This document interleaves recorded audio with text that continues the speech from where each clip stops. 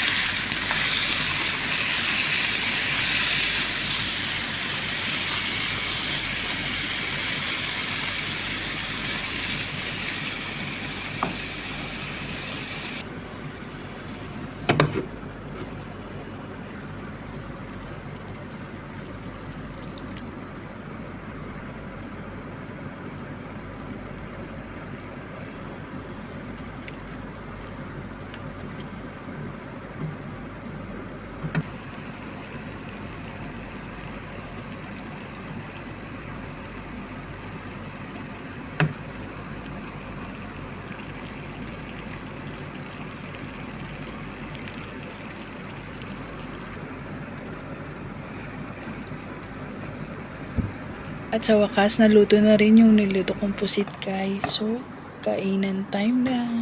Thank you for watching guys. Bye bye.